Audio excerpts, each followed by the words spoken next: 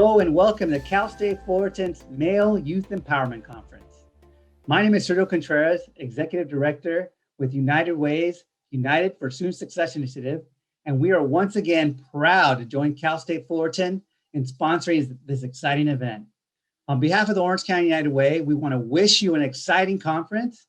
So whether you're still in your bed, viewing it from your couch, in your pajamas, your fuzzy socks, we want to celebrate you for taking this conference on, for investing the time and energy to learn about what's available for you when you graduate from high school and beyond.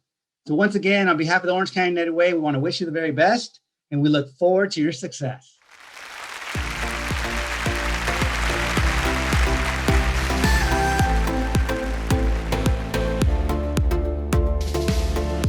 Hello everyone, my name is Nguyen. I use he, him, his pronouns. I am the coordinator for diversity initiatives and resource centers at California State University, Fullerton.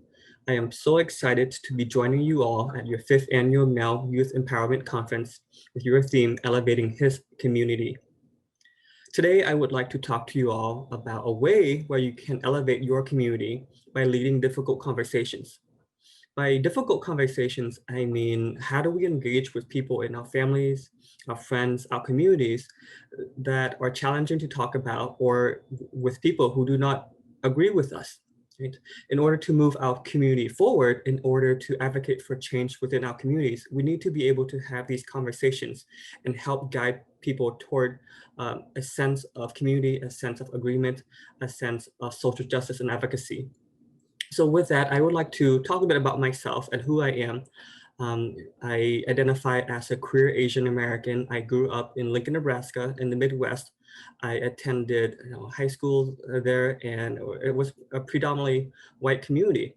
And so for me, coming into terms with my sexual orientations, my identity as an Asian man, it took some time to working on. But I was also very involved in programs like Outward Bound, where some of you are also a part of. I had the opportunity to learn more about myself, about my communities, and my own potential for academic success and how I can give back to my communities. So over the years, I have worked in different roles in higher education, from teaching first year writing, freshman seminars, to working in student affair roles such as advisor for academic advising for international students, doing student life for international students, as well as first year advising. And now I currently help coordinate and lead 5 cultural centers on campus.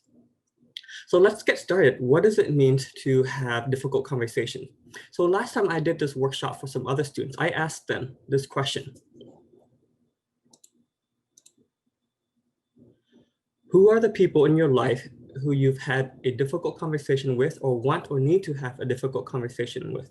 Right? So a lot of people said their friends, their parents, their families, or their childhood friends, sometimes their roommates, parents or colleagues, right? Or their partners. So, but I think the biggest ones are friends and parents. So oftentimes when we are trying to have difficult conversation with people in our lives, it's usually our friends and parents, people who are closest to us, that we have issues or challenges talking to them with, right? So how do we overcome that? How do we engage in conversation with people who we love dearly, but we have a hard time reaching out to? Okay. And so I also ask students, what topics feel like difficult conversations to you? And people often talk about religion, mental health, racism, feelings, politics. Okay. And so when you think about your own experience in high school, when you think about your own experience, your interactions with your families, your friends, what are conversations that you would like to have with them that you've had a hard time approaching? Okay. So think about that as we move forward in our conversations together today, but think about who you want to engage with and what kind of conversations do you want to engage in.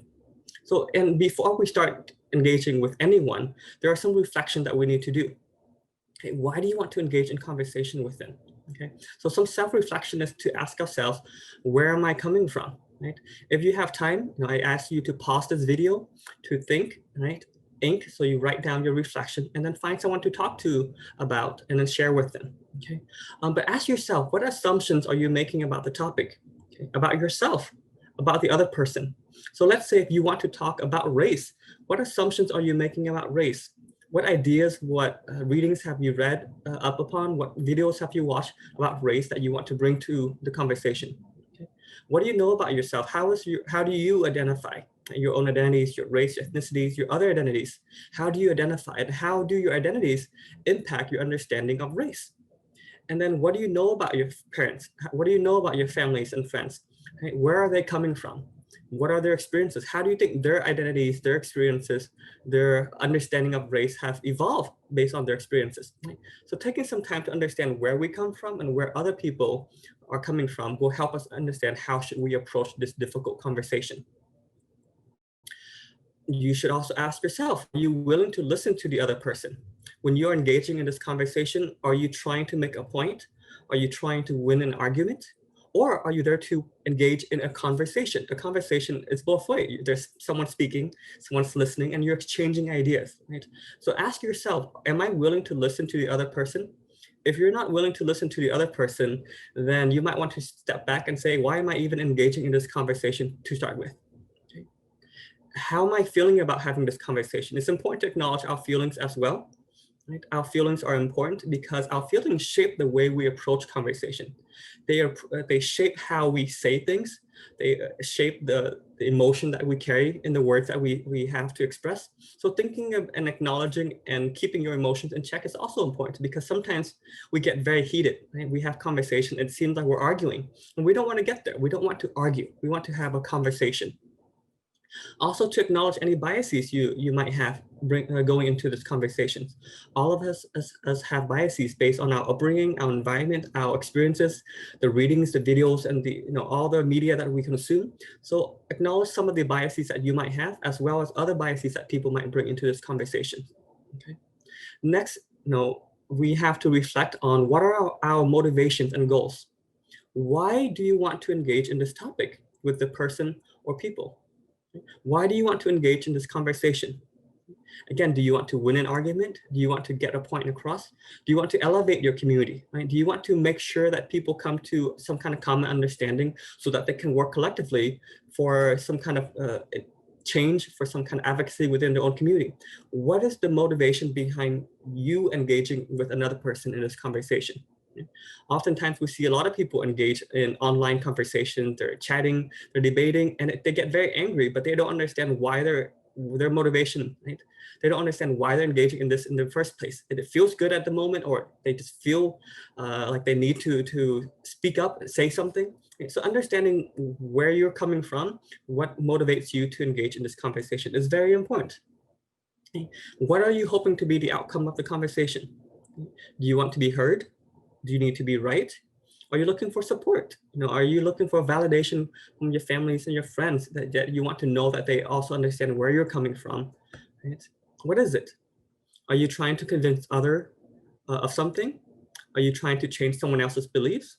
And that might be more challenging. Right? So keep in mind that if that is your motivation, how you approach your conversation will have to be modified in a way that gives you enough time and space to talk to people, because people don't easily change the beliefs. Are you looking for common understanding? So again, if you would like to pause this video right now to think, to write, and then share that with someone, I welcome you to do that. Otherwise, some tips for you to clarify your motivations. So as you engage in conversation with other people, it's important for you to also declare your motivations and ask people about their motivations. Why are people engaging in this conversation with you? Why are you engaging in this conversation with them? So be able to communicate your motivation is a good starting point to help people understand, okay, this is where we start our conversation, and this is what this person is trying to do in this conversation. Because sometimes people assume this is your motivation, this is what you're trying to get out of it. Unless you clearly explain your motivations, people might not understand. So when you're, some ways to clarify your motivation. Here's an example. I'm having this conversation because this is happening in our town, and I need you to join me in action. Or I feel like when you say these things about race, it distances me from you. It makes me feel unsafe, and I want to feel safe with you. I heard you use a slur to describe the global pandemic, and I worry that the view is harmful, especially to Asian and Asian American people in our community.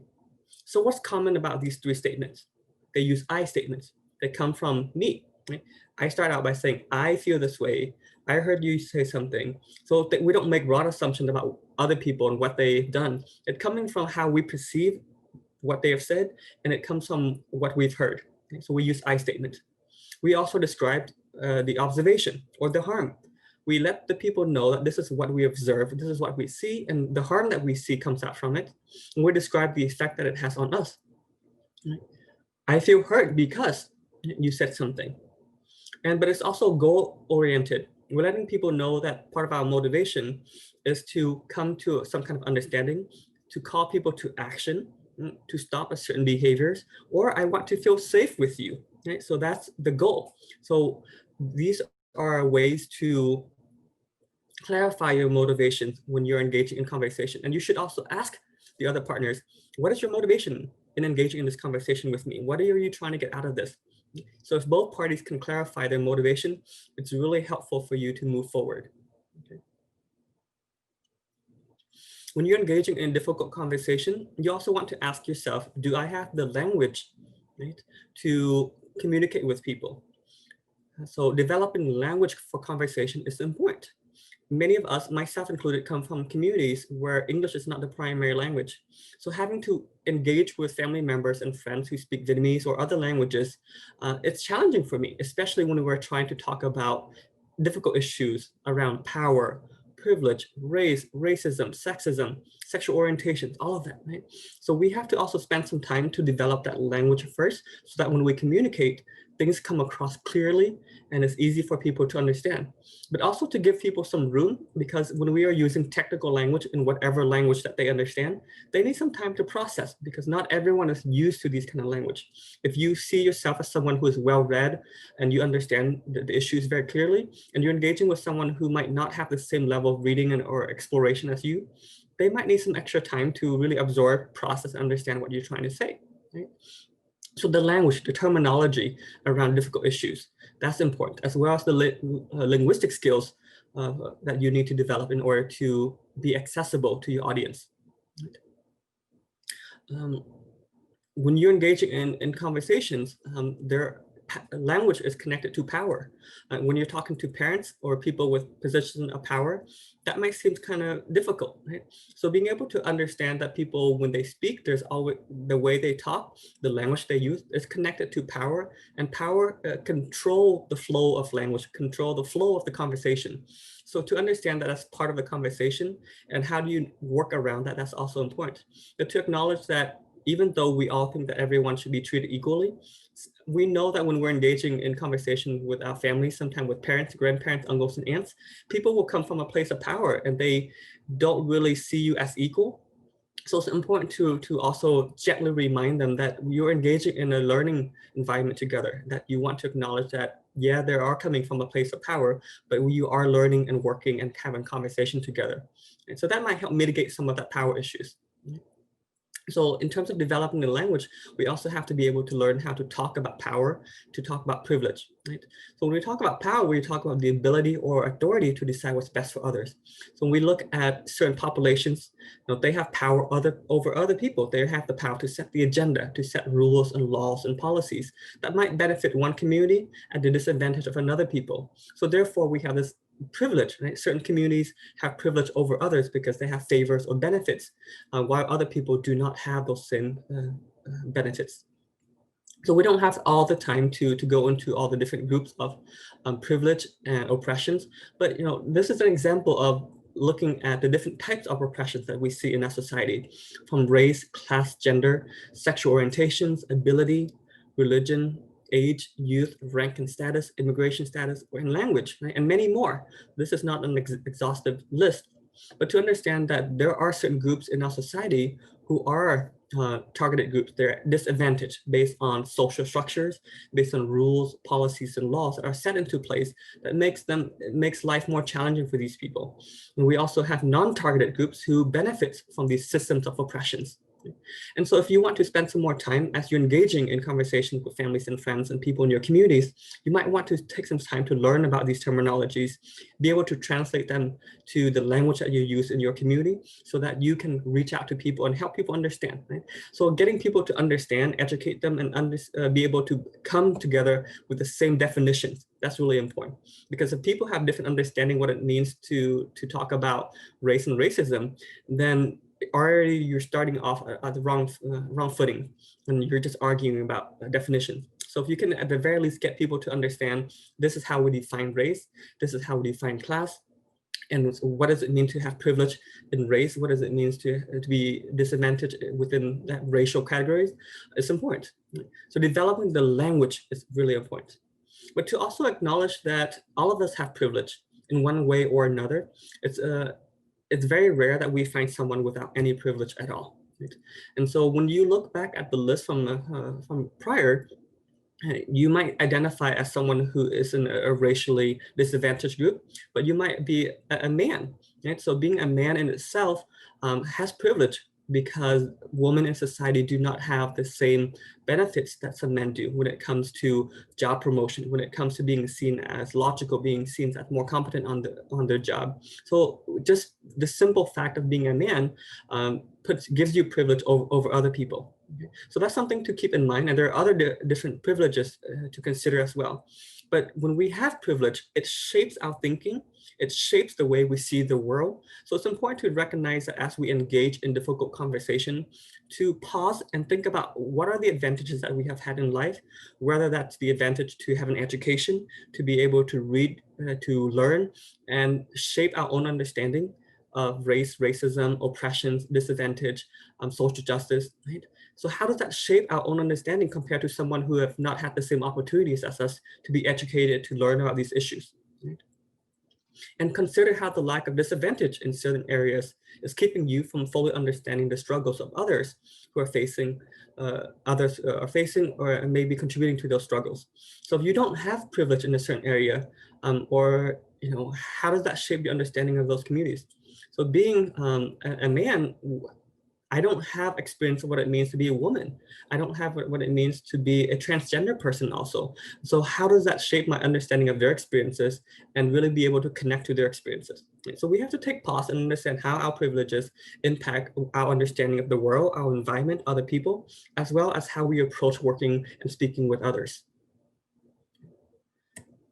Other things to consider as you engage in your conversation is, how are you engaging in this conversation? Is it a debate or is it a dialogue?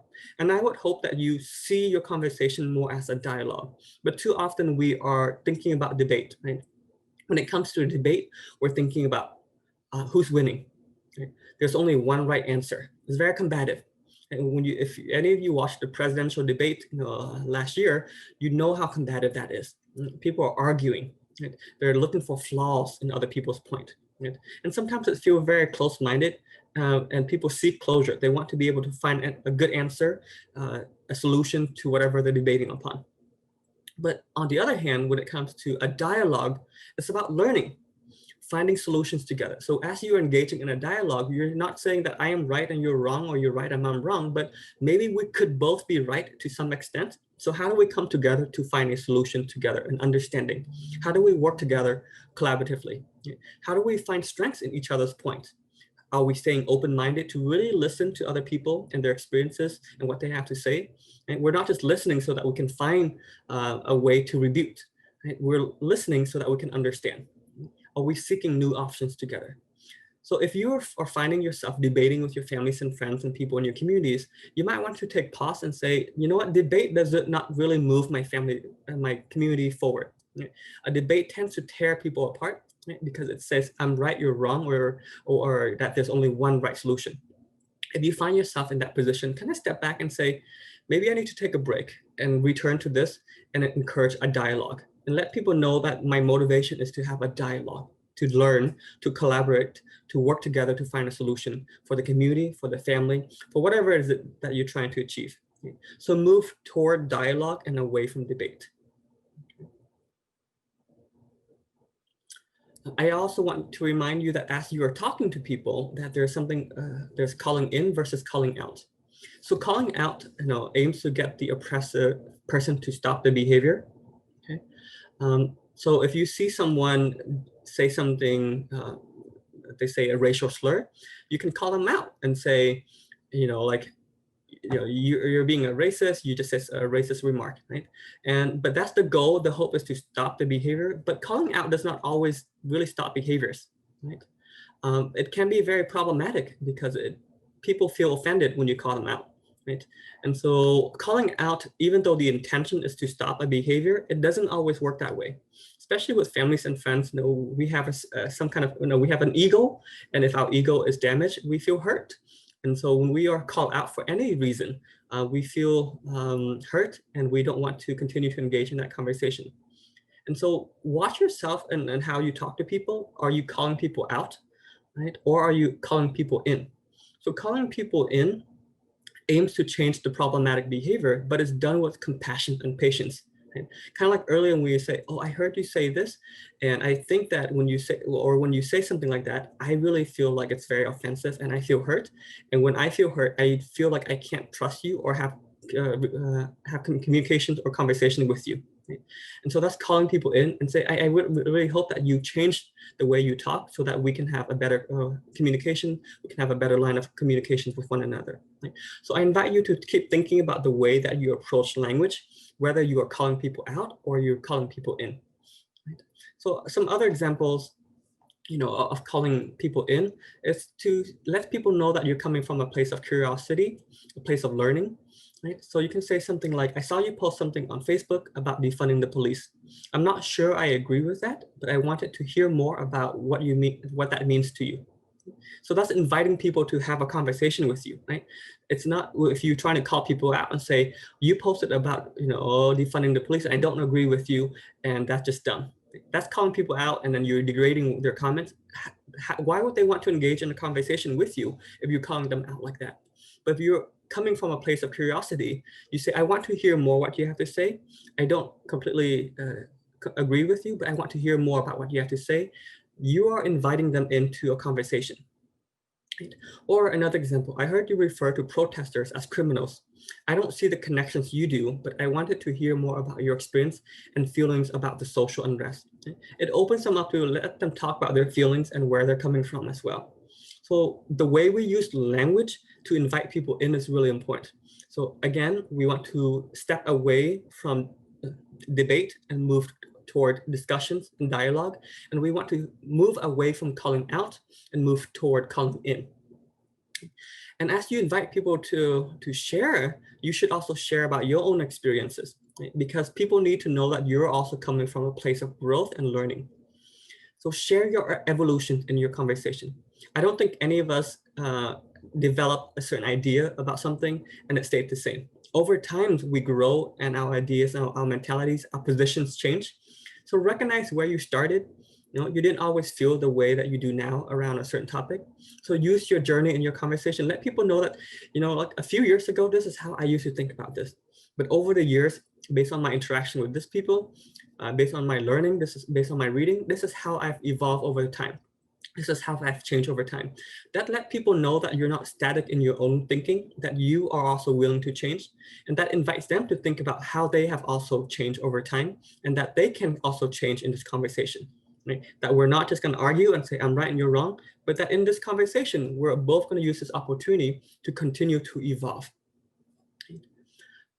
So example, if a family member or friend suggests that police brutality isn't a systemic problem, you might respond by saying that there was a time when you might have felt that way, but then you learn how often these acts of violence happen to Black people, you start to see it in a different light.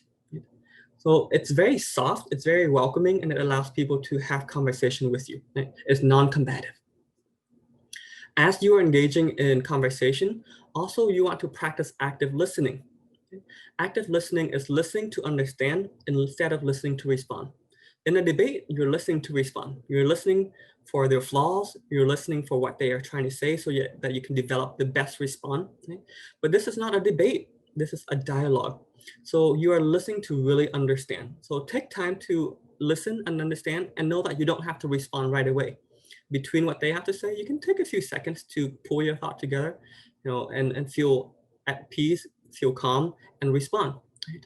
So make a conscious effort to hear not only the words that the person is saying, but more importantly, listen to the complete message that's being communicated. You want to be able to really understand where they're coming from, what they're trying to say, and then you might confirm with them, say, is this what I'm hearing? Right? This is what I'm hearing. Can you let me know if that's right? So you want to be able to listen actively and then confirm what you're hearing. So that's really important. And then as you engage in conversations, it doesn't have to be talking all the time. When we say conversation, it does not mean you have to have back and forth conversation the whole time. You can find other things to do together to kind of break up that monotony of speaking and debating, a conversation. Right? So can you watch a movie together? Can you watch a series together? A documentary together that addresses a certain topic that's relevant to you? Can you read something together? It doesn't have to be a book. It could be an article. It could be a news article, right? Can you listen to a podcast together? And there are a lot of different podcasts and materials in different languages as well. Can you engage in those content together, right? And then come back together and discuss them. So that way you have something to talk about, but it's something to also break that conversation up so that you don't feel like you have to respond right away. And you can also read materials from different side of the argument so that you also have an opportunity to see what the other side is thinking and read about it.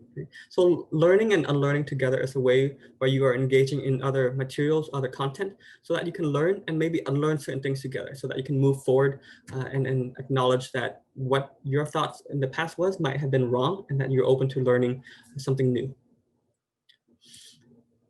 As you engage in conversation though, also understand their boundaries, because engaging in difficult conversations is difficult.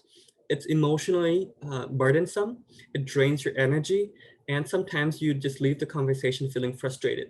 So understanding that the boundaries that you establish for yourself will help you approach a conversation without feeling like you have to find some kind of resolution. Right?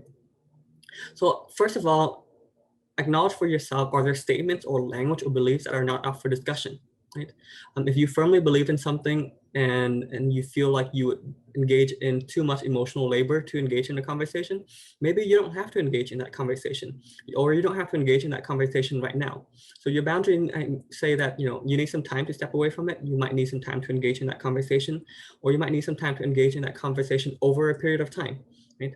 So if you feel like if people cannot speak kindly about or cannot engage in a conversation with respect, that might be your boundary. You say, if I'm open to speaking with you, but at any point, if I feel disrespected, I will need to step away. That's my boundary, because I feel like I need to have an open conversation with you, but I do not want to be in a conversation where I feel attacked, or if you use oppressive language, or if you curse.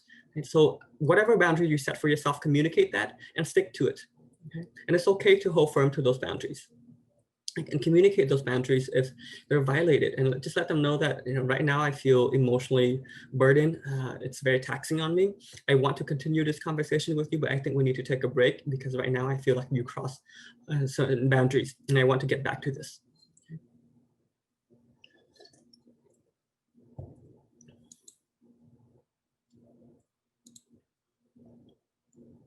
Sometimes the biggest part of a conversation with folks is people say things like, it's not that big of a deal, it's just a joke, or don't be so sensitive. And we've heard this all the time from family members and friends and people that we love. So to combat that, we want to be able to tie their problematic statement to a bigger problem. Right? For example, when a friend used a racist stereotype, one option is to say, hey, that's racist. Right?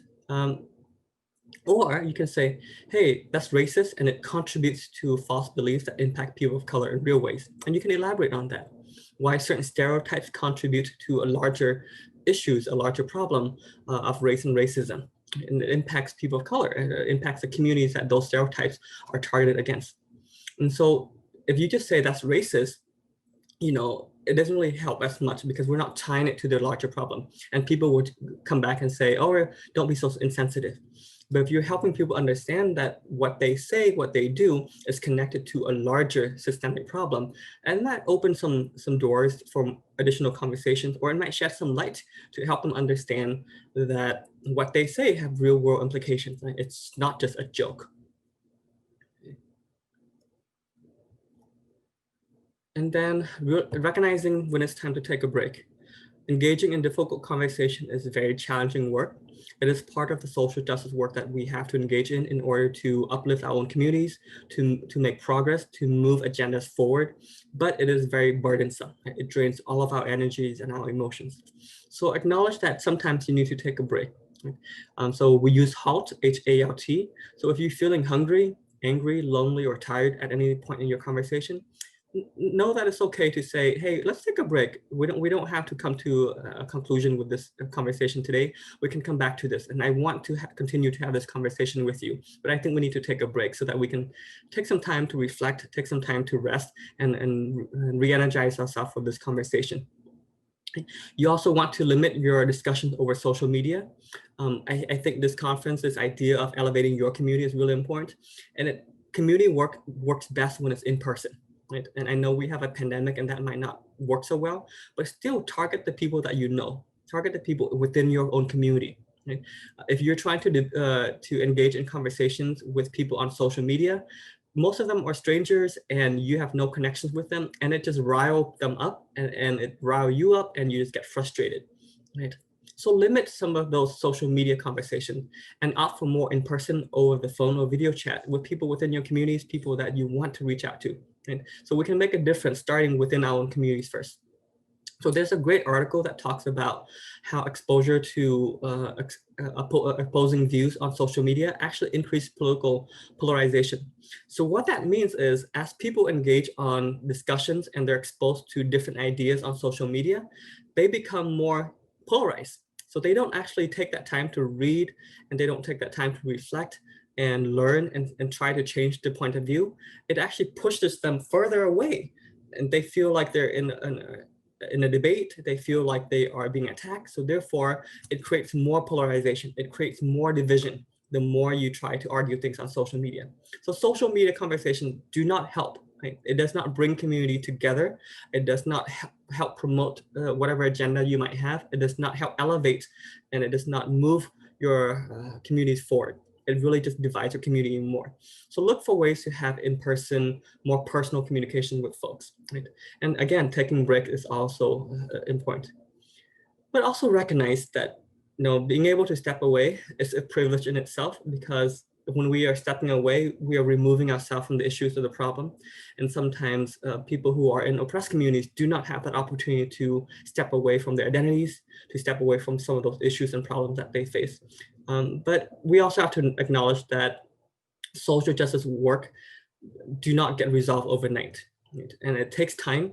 And while there is privilege in able to step away from that conversation, sometimes we need to resume those conversations another day and keep moving that needle forward a little bit. Okay. So going forward, I hope that you acknowledge that you have the abilities to lead conversations that uplift and move your communities toward positive directions. That we all have the potential to impact change within our communities. Right? So knowing that we have that ability should promote and encourage us to engage in conversation. And conversations are important. So they really help change people internally. Right?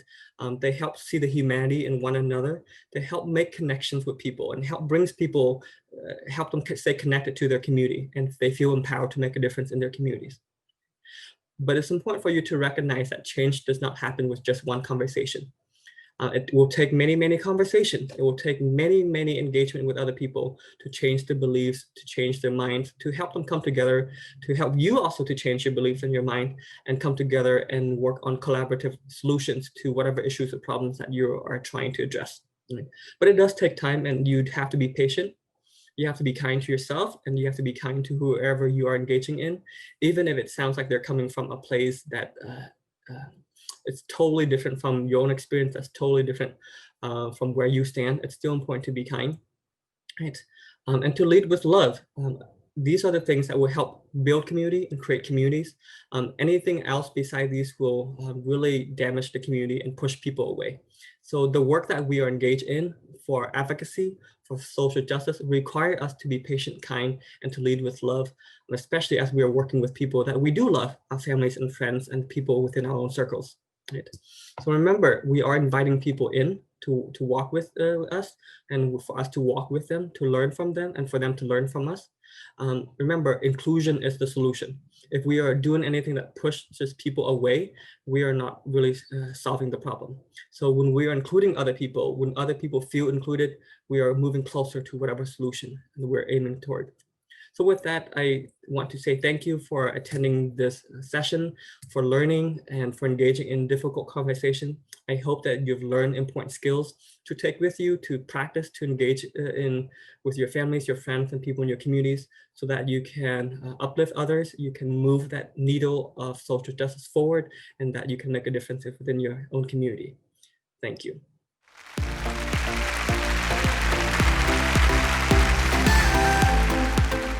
Good afternoon. My name is Dr. Jacob Chacko. I use he, him pronouns, and I serve as the Assistant Director for Diversity and Inclusion for the Santos Manuel Student Union at California State University, San Bernardino.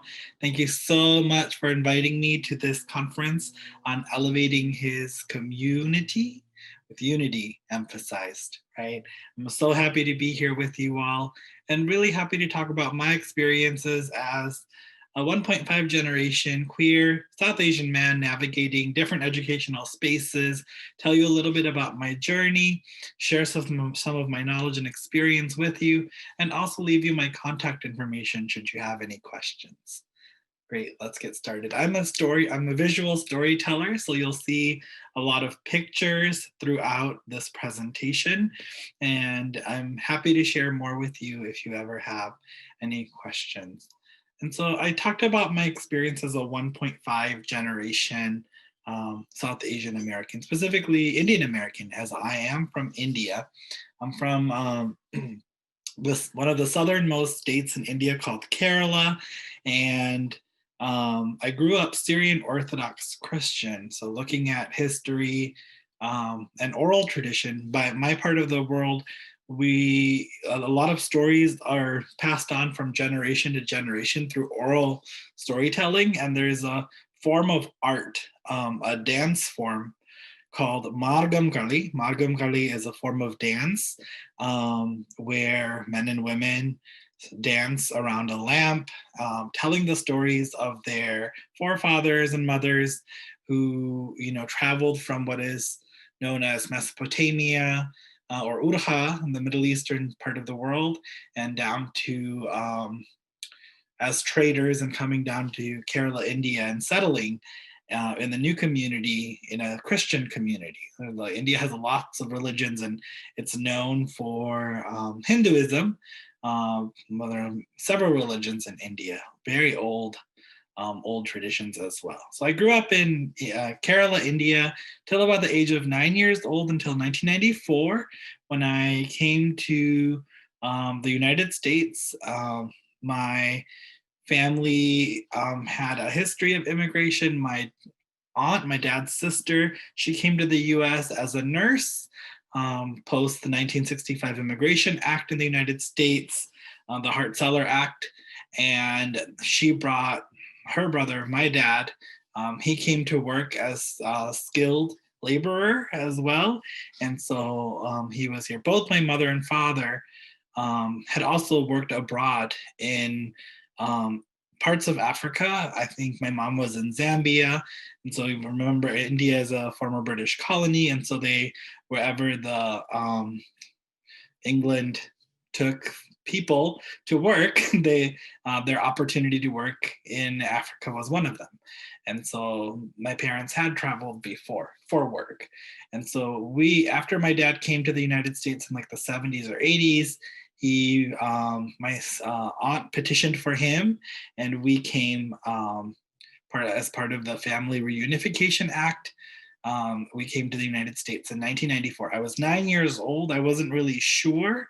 And then also we were fleeing communism. So Kerala has still a communist government, from my understanding, although India is like a democracy or a democratic republic. Has its own form of government. Different states have different government. I don't really understand the politics, I'm sorry. So I don't know how to really explain it. But I remember growing up having a ration card and waiting in line for our rations for the month, X amount of kilos of rice, etc. And my parents wanted a better or a different future for me and my siblings. And thus we kind of fled in the middle of the night, per se. I didn't really understand what was happening. And we came to the United States. We went back quite often. My parents worked really hard. We were middle class, so my parents worked in nursing homes. Eventually, my dad got a job in the Chicago Transit Authority. We came to the Chicago suburbs, and I spent most of my life in Skokie, Illinois. And so, yeah, I also identify as queer. And this is a funny picture that I look back. It's actually at the family vault. It's our grave.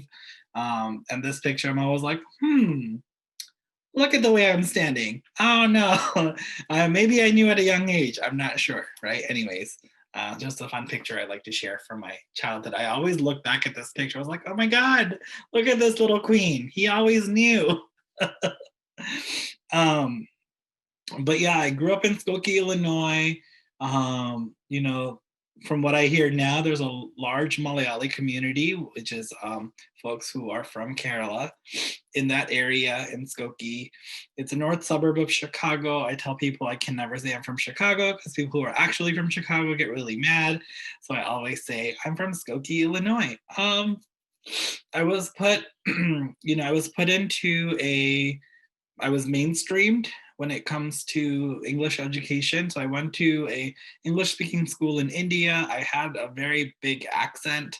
I was put in a regular 4th and 5th grade classroom, but I was pulled out for ESL instruction instead of being in a strict ESL class. So that's what mainstreaming means when you're in just the regular everyday classroom, but then pulled out for ESL instruction. So the ESL instruction supplemented what I was not understanding in the everyday classroom and really worked on my speech, really worked on like any grammar, structural stuff. And before you knew it, I started sounding like this. And so, I was very closeted in my youth. I, predominantly white schools most of my life. I mostly saw white teachers, female teachers growing up through elementary school. Middle school was the very first time that I had a teacher of color, and it was our music teacher, Mr. Johnson. He was my first Black teacher, and so like a lot of folks were, I don't think at that age we were having conversations around race or identity much, not even sexual orientation, right? And so very much protected in this bubble of suburbia that I was in. High school was something else. High school, I started dating.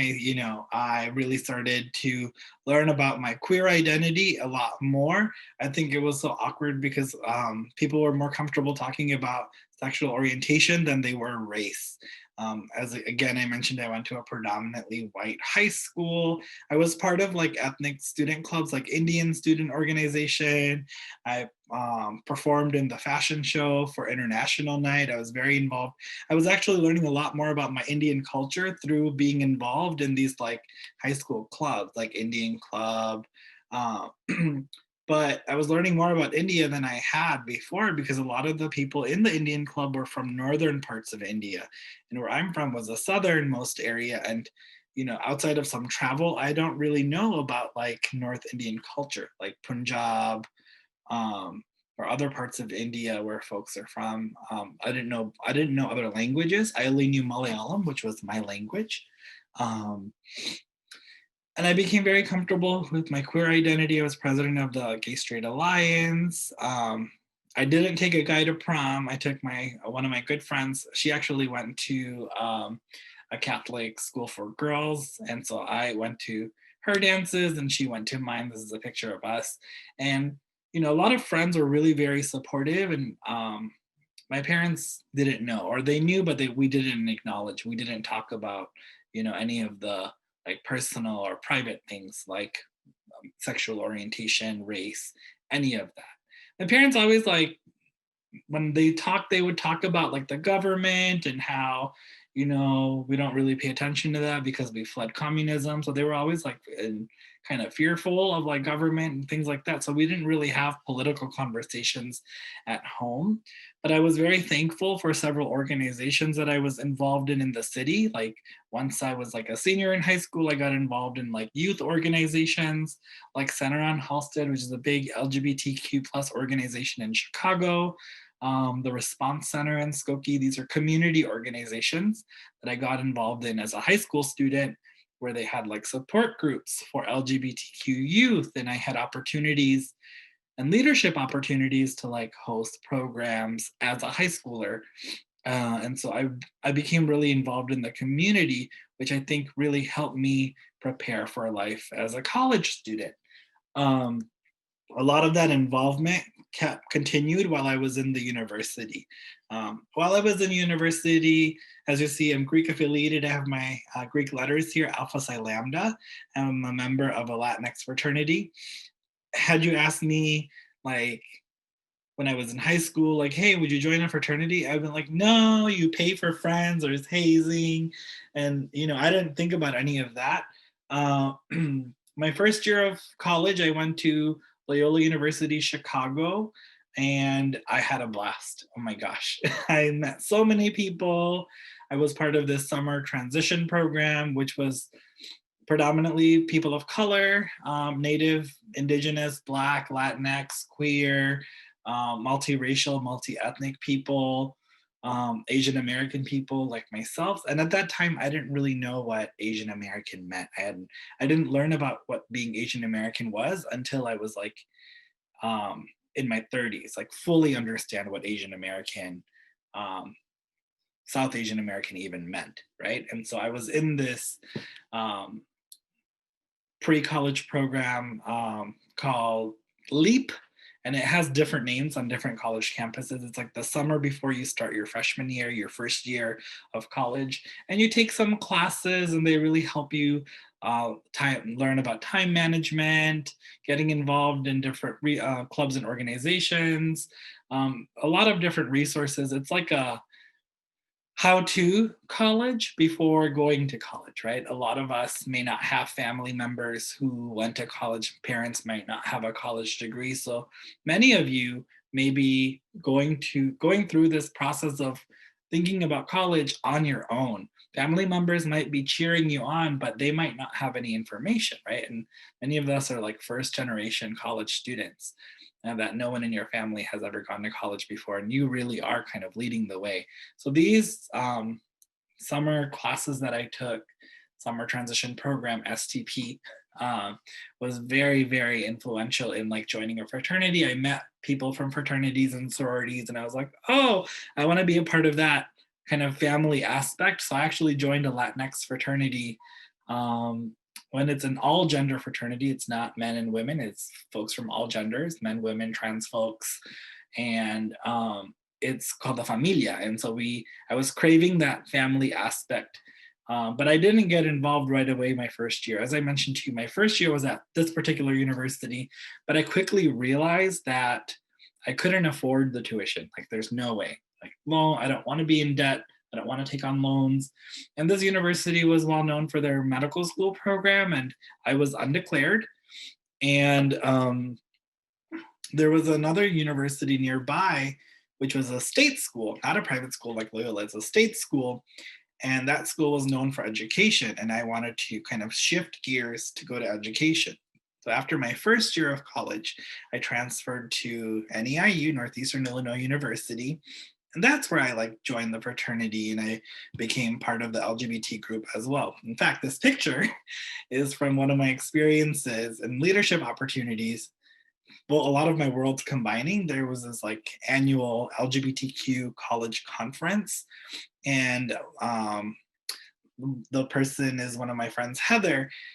from our LGBTQ organization, and we traveled together to the University of Minneapolis, or University of Minnesota, Minneapolis, UMN, for this conference. I actually met a lot of people in my fraternity who are queer as well at these conferences, and we actually had a lot in common, and we built a beautiful network of connecting and keeping each other like informed about any scholarships, opportunities for queer people. So that's how you like slowly build your network, right? You join clubs and organizations, you join associations in college, in your community, to like really build a network to connect with people.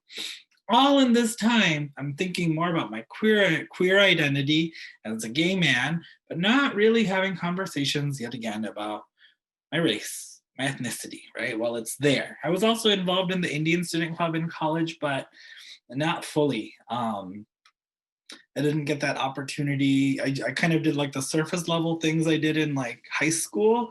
I was involved in the dance team. So for like International Day, I performed in the dances, but didn't really know much more about my ethnic identity or racial identity as Asian American. Perhaps I was, was kind of my salient identities, or the identities that were really important at that time, was my queer identity.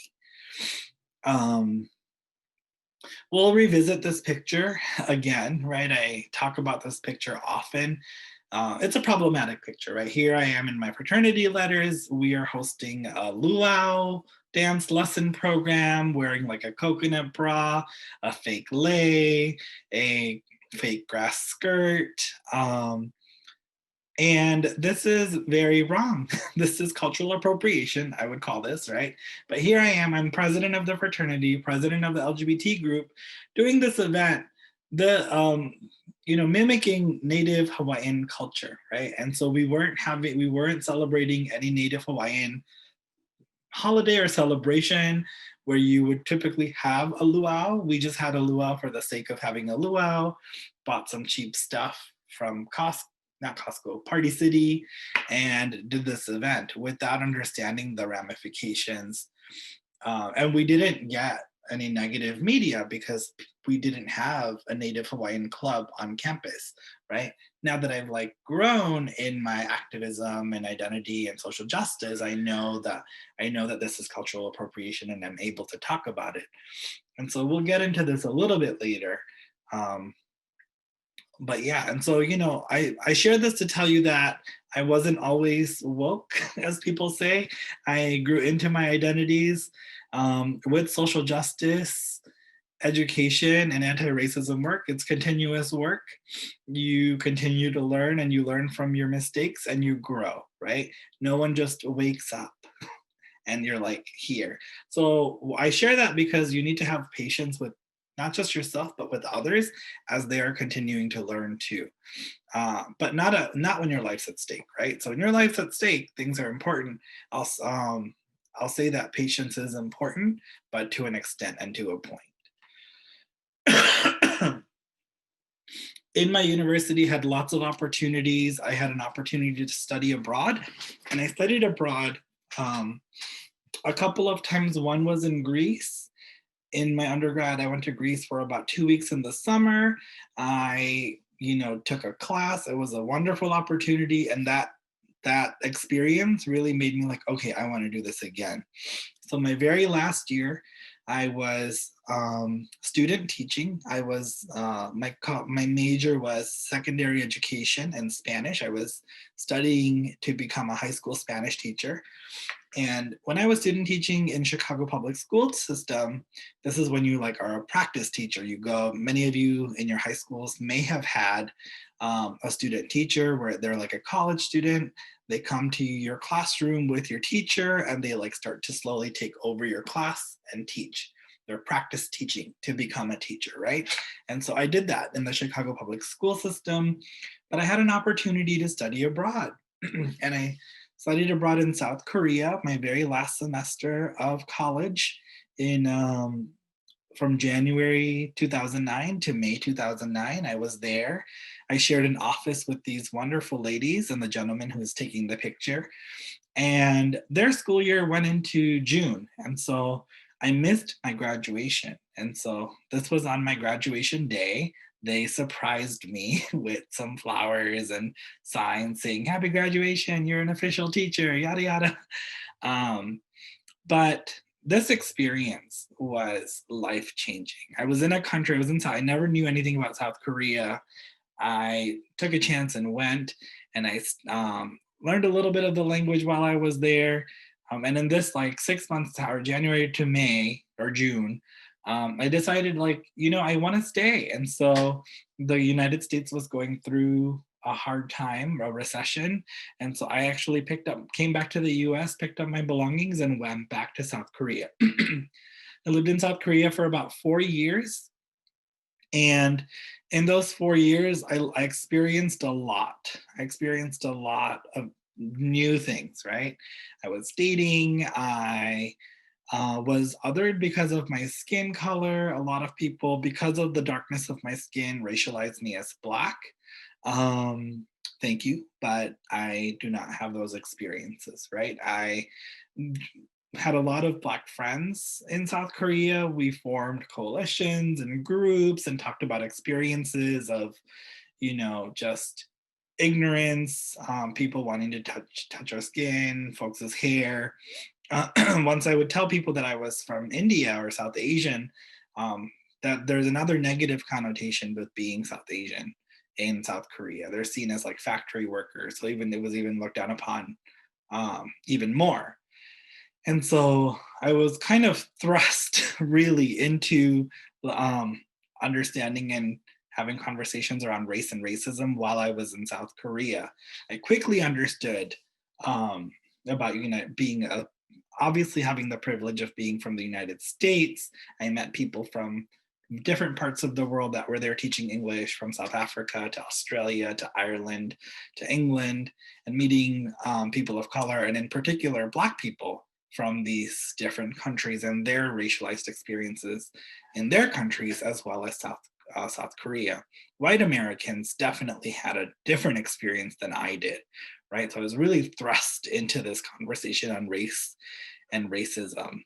And so while I stayed in Korea for about 4 years, and I wanted to continue my education and get like a master's degree to continue teaching. So I came back to the United States to continue teaching, to get my master's degree, and I did that at Illinois State University.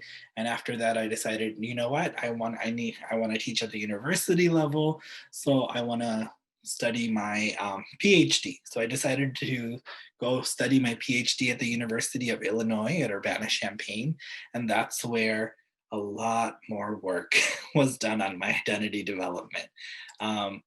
At the University of Illinois, I worked at a place called the Asian American Cultural Center as a graduate assistant. So I was a full-time student getting my PhD, but part-time I worked in this cultural center, a cultural house, for Asian American cultural programming. So I hosted panels, we did cultural events, and every staff meeting, there was always like a lesson about an Asian American identity, whether it was learning about Filipino American experiences, Khmer American experiences, Chinese American experiences, Japanese American experiences. And I learned a lot, right? I learned essentially what people, when they take ethnic studies classes or Asian American studies classes, I learned a lot about those experiences. And on my own, I started learning about the different experiences of people who are Latinx, Native people, African American, Black people. And then this campus also had a lot of international students. So there was a lot of nuanced understandings of what our international students was going through. This is me hosting a panel with Asian American Greek lettered organization students. And we had a panel of why they became part of Asian American fraternities and sororities. And definitely hosted workshops around Asian American male identity, the emasculation of Asian American men, in media. And in media, you always see East Asian men, right, as opposed to South Asian men. And oftentimes Asian American and Pacific Islander folks are lumped together, but they're talked about as one, when we know that Asian American itself has so many different ethnicities, and Pacific Islanders have different cultures. And both have different needs, right? And the subgroups within both communities have different needs and and different needs and different resources needed to obtain those needs, right? And so really, really complex. Kind of role models growing up for me, I would say, fortunately and unfortunately, are my father figure. He was an alcoholic, drank a lot. He didn't really show love or affection, and I looked elsewhere for that with my parents of my friends were like mom or dad, but I wouldn't say that I had the best role models of men in life. And so it was often the women that I looked to that were role modeling and leading in my life that kind of gave me guidance in going to college and kind of pursuing the paths that I wanted to pursue.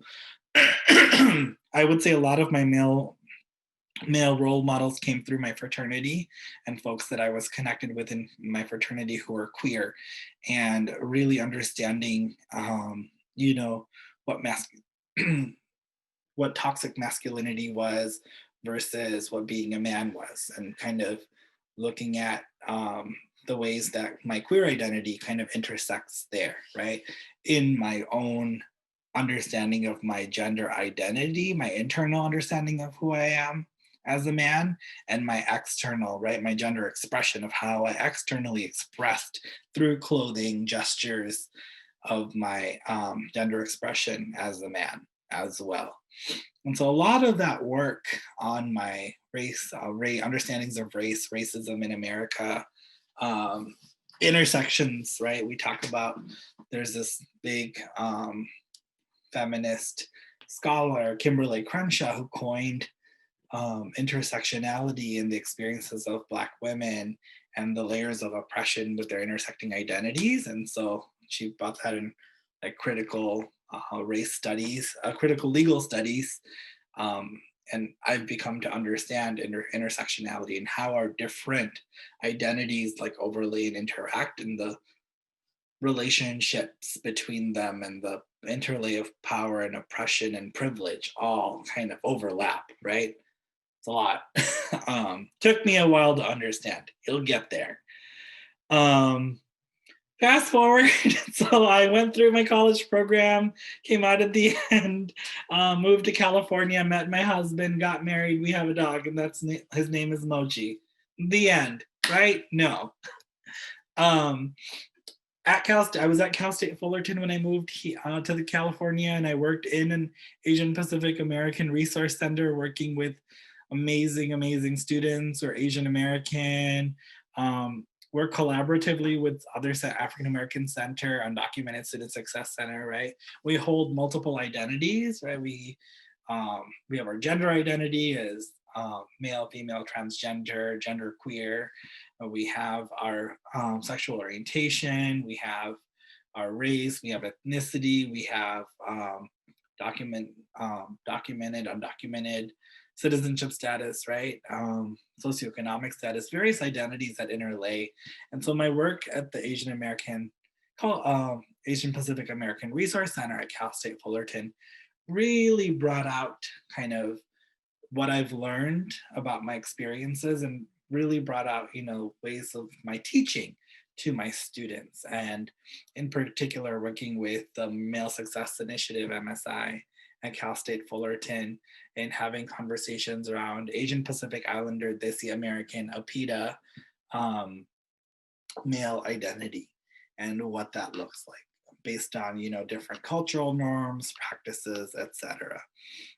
And through that, I came to Cal State San Bernardino, and this is a picture of my first year. Me and my husband were part of the Lavender graduation, which is the LGBTQ graduation. And so really, as someone who was very afraid of his queer identity growing up, and who didn't outwardly express more about his queer identity, was, really, I understood my gender identity, but not my queer identity, and really actualizing this dream of being able to support queer and transgender students kind of played out into life with this experience.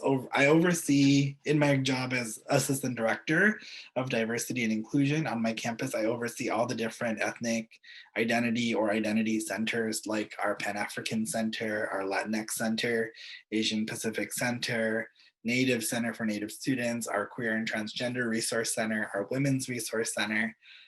So that's my job, right? I get to do this beautiful work.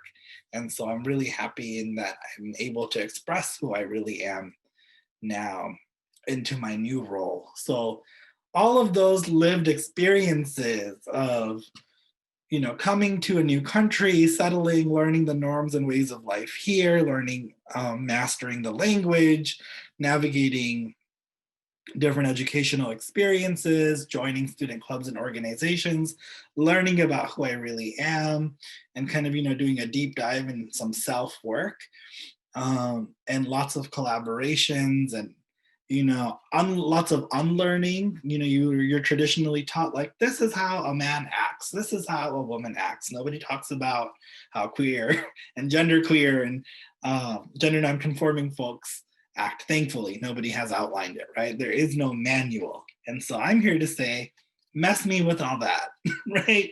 And so we really have to work on unlearning some of these ingrained understandings of what it means to be a man, what it means to be a woman, what it means to be trans, right?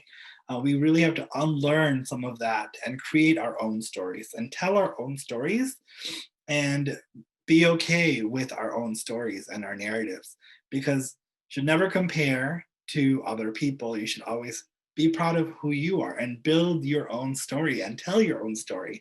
That starts with some self-work. I tell people, you know, what I do is heart work. It is part of my heart. I love what I do, but you always have to start with yourself and explore your various identities. I'll talk a little bit more about, you know, some of that self-work now.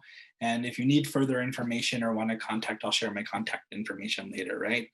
At the very basic level, we want to get people to start thinking about pronouns and how to be inclusive of different folks and their pronouns, especially with their gender identity and how they identify, right?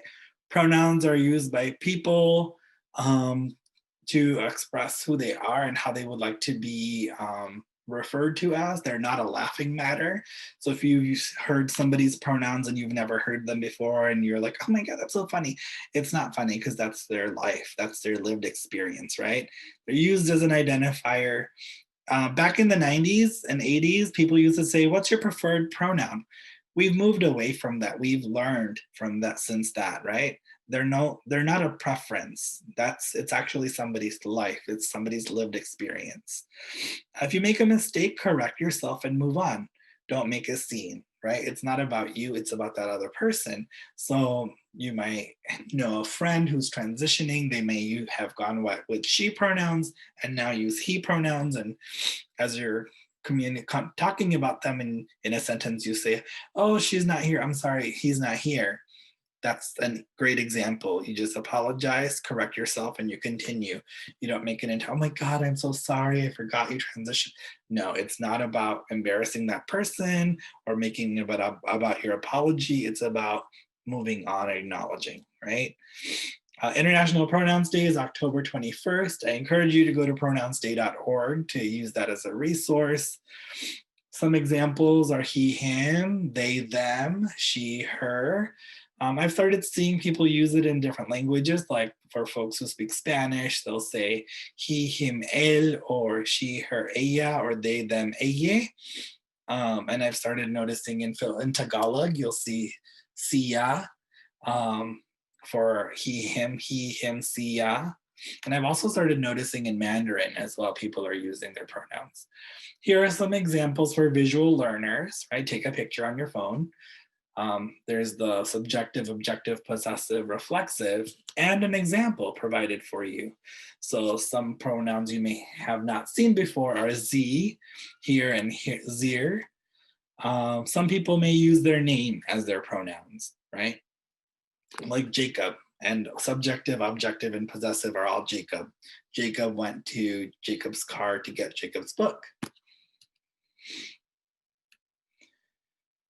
oh, this is at my campus, but you know, wherever you are, at your high school, at your college, introduce yourself with pronouns. Don't use preferred pronouns.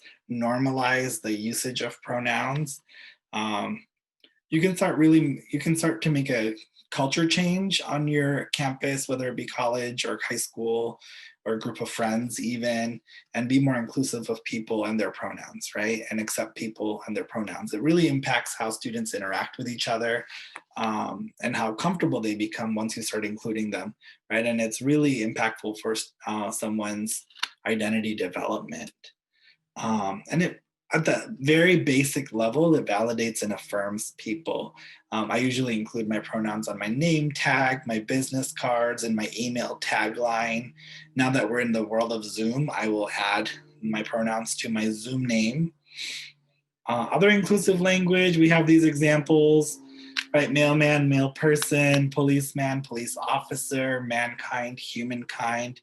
This one, guys, you guys, is like the easiest one. Can simply say y'all, you all, or folks. It took me a while it takes practice, right? To kind of like think about inclusive language and your mannerisms and how you speak. Language can be gendered. A lot of different languages are gendered. And so think about using inclusive language when you're talking to folks. Businessman, business person, ladies and gentlemen, hi everyone, welcome everyone, right? Because when you're talking, if you're saying ladies and gentlemen, boys and girls, you're excluding a whole genre of people. So I really do this kind of pronouns conversation with a lot of group of folks to just think about being inclusive and think about the people that you're interacting with. And it's becoming common day practice in a lot of institutions and offices and jobs. So having a vocabulary with more inclusive language actually makes you marketable, I would say, in the future, but also a good person, right? And then continuing on this line of self-work, we really have to think about our various social identities. So I encourage you all to, really look at your various social identities that you hold. And we're going to kind of run through this real fast, but I encourage you to do this activity on your own, right? Social identities are socially constructed: race, ethnicity, citizenship status, ability status, gender, religion, socioeconomic status, sexual affectional orientation.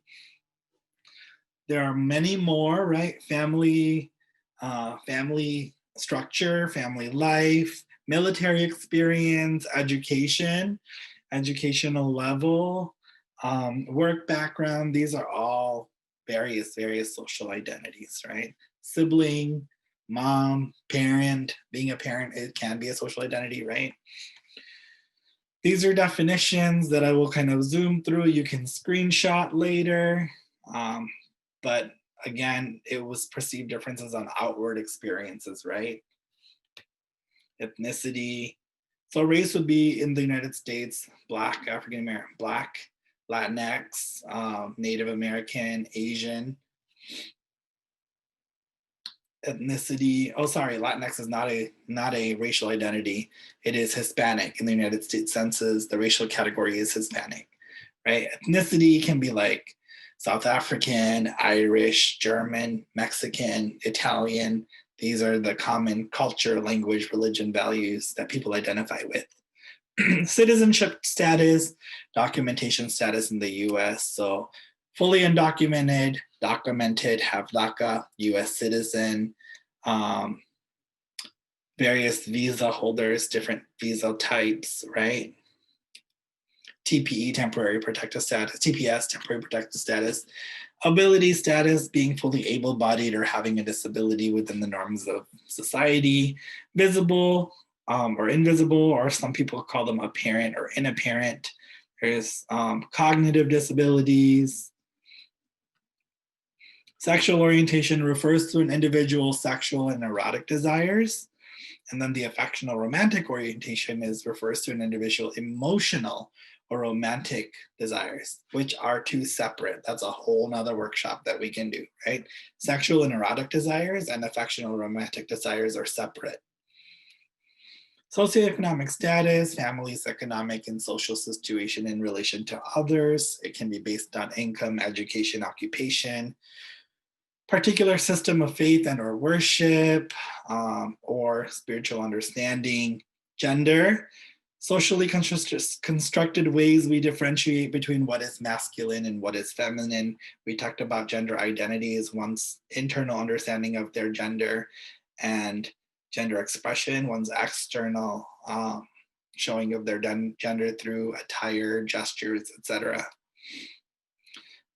If you have capacity, I implore you to work on a life map. It might really help you with your self-work and understanding the lived experiences you've been through.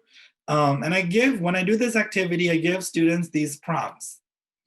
Who am I? Think about your different social identities. What positive life experiences have deeply impacted your life? What challenging experiences have deeply impacted your life? And who are individuals who have impacted your life journey so far? So I share with students, faculty, staff, high school, college, to work on this activity for an hour, to think about these different questions and draw out your life map, right? And some examples, this is like a very complicated one that I found online of someone drawing out their life map. This is another one. Some people are really good at artistically, so they'll do it like on the computer. Some people do it by hand. And so this is a wonderful activity that you can do with your school, your team, your group of friends. Spend an hour responding to these prompts in your head or writing down, and kind of draw out your life map and share that experiences with people. You'll see you might have things in common, or there are different experiences that bring up different memories for different people. It all depends on how much capacity you have and how comfortable you feel sharing, right? I've learned a lot about myself in doing this activity with friends and classes and students. I will say that a lot of trauma might come up during this activity, so it is always good to seek advice and help, right? Many of us, in many of our cultures, it is taboo to seek help. It is taboo to talk to someone about mental health or any kind of trauma like sexual assault or violence trauma. I will share that this might come up, and if you're at a college campus where you have counseling services, or you're a high schooler, you might want to see one of your counselors through your high school, or in a community-based organization, see a counselor, and get that support that you needed, because this can be very draining, especially if any of the trauma that have been kind of in the back of your mind arises and comes up, because this kind of activity will do that, right? It'll prepare you to kind of, okay, it's time for you to deal with this traumatic experience. It might come out. So I just want to make sure that you are prepared for that. And while I do these activities and workshops and programs, I remind students and people that, I was never always like this. I never always used inclusive language. In fact, I was very offensive. I culturally appropriated, used offensive language. In high school, when I was closeted, I would say, oh, you're so gay, and used it gay as a derogatory term, right? Fighting my inner demons, I guess, at that time. And so I remind myself with this picture and humble myself in that I'm continuously growing. And if I had the opportunity to connect with you all, and I know that I'd be learning from you in this workshop, but I just really want to thank you for being present and hearing me yap away for the last 30-40 minutes. I'm so sorry. But should you have any further questions, you can contact me, jacob.chacko@csusb.edu. That's jacob.chacko@csusub.edu. My Instagram is there as well if you want to collaborate or connect. It's @AD_ my last name, Chacko. Thank you all so much for sharing time and space with me. Enjoy the rest of this wonderful conference. I wish you the best of success in the future. If you ever need to connect, you know where to find me. Thank you.